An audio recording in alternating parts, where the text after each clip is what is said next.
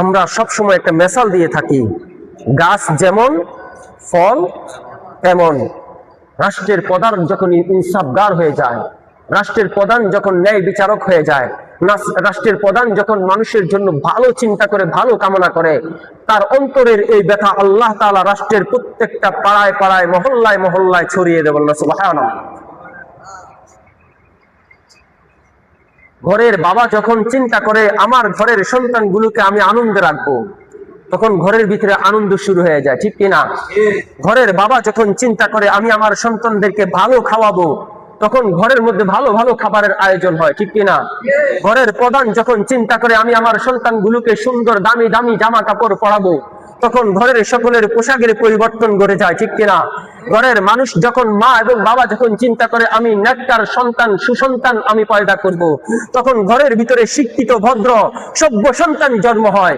সেই গাছুটি ইয়াবাকর নেশাখোর সন্তান জন্ম হয় না, ঠিক কিনা?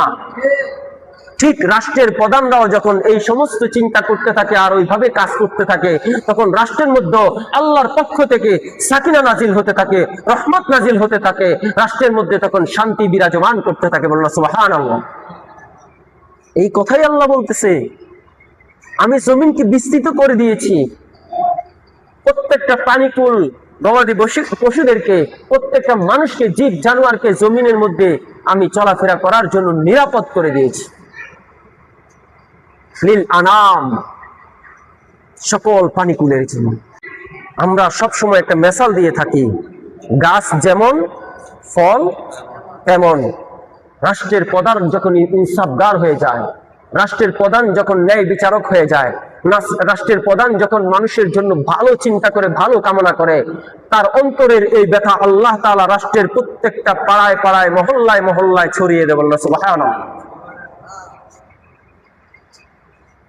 ঘরের বাবা যখন চিন্তা করে আমার ঘরের সন্তানগুলোকে আমি আনন্দে রাখবো, তখন ঘরের ভিতরে আনন্দ শুরু হয়ে যায়, ঠিক কিনা? ঘরের বাবা যখন চিন্তা করে আমি আমার সন্তানদেরকে ভালো খাওয়াবো, তখন ঘরের মধ্যে ভালো ভালো খাবারের আয়োজন হয়, ঠিক কিনা? ঘরের প্রধান যখন চিন্তা করে আমি আমার সন্তানগুলোকে সুন্দর দামি দামি জামা কাপড় পরাবো, তখন ঘরের সকলের পোশাকের পরিবর্তন ঘটে যায়, ঠিক কিনা? ঘরের মানুষ যখন, মা এবং বাবা যখন চিন্তা করে আমি নেককার সন্তান, সুসন্তান আমি পয়দা করব, তখন ঘরের ভিতরে শিক্ষিত ভদ্র সভ্য সন্তান জন্ম হয়। সেই গাছুটি ইয়াবাকর নেশাখোর সন্তান জন্ম হয় না, ঠিক কিনা?